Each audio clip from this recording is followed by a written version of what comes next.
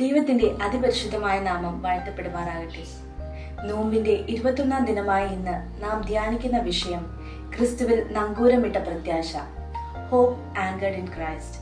ഇതിനായി എടുത്തിരിക്കുന്ന വേദഭാഗം വിശുദ്ധ യോഹന്നാൻ എഴുതിയ സുവിശേഷം 5-ാം അധ്യായം 24-ാം വാക്യം.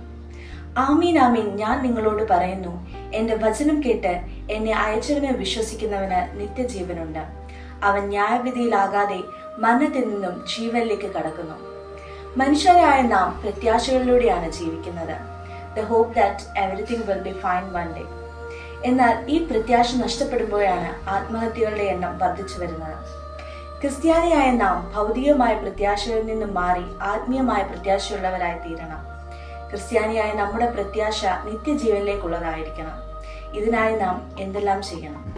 ഒന്നാമതായി, നന്മയുള്ള ജീവിതം നയിക്കണം. യോഹന്നാന്റെ സുവിശേഷത്തിൽ ഇപ്രകാരം പറയുന്നു, കല്ലറയിലുള്ളവരെല്ലാവരും എന്റെ ശബ്ദം കേട്ടു. നന്മ ചെയ്യുന്നവർ ജീവനായും തിന്മ ചെയ്യുന്നവർ ന്യായവിധിക്കായും പുനരുദ്ധാനം ചെയ്യുവാനുള്ള നാഴിക വരുന്നു. പുനരുദ്ധാന ദിവസത്തിൽ നന്മ ചെയ്യുന്നവർ ജീവനിലേക്കും തിന്മ ചെയ്യുന്നവർ ന്യായവിധിയിലേക്കും കടക്കേണ്ടതുണ്ട്. നമ്മിലെ നന്മ ഇന്ന് വളർത്തുമൃഗങ്ങളോടായി മാറിയിരിക്കുന്നു.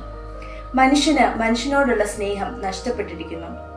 മിണ്ടാപ്രാണികളോട് കാട്ടുന്ന സ്നേഹവും അവയ്ക്ക് നൽകുന്ന കരുതലും നാം കണ്ടുവരുന്നുവല്ലോ. എന്നാൽ മനുഷ്യന് മനുഷ്യനോടുള്ള സ്നേഹം എപ്രകാരം എന്ന് നാം അറിയേണ്ടതുണ്ട്.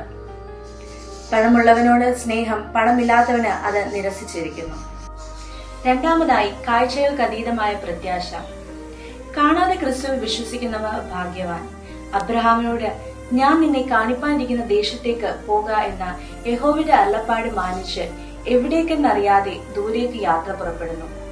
ക്രിസ്ത്യാനിയായ നമ്മുടെ ജീവിതവും ഇപ്രകാരമായിരിക്കണം. കാഴ്ചകൾക്കപ്പുറം ദൈവം നമ്മോട് വാഗ്ദത്തം ചെയ്തിരിക്കുന്ന നിത്യജീവനിലേക്ക് പ്രത്യാശയോട് കൂടിയ ജീവിതം നാം നയിക്കണം.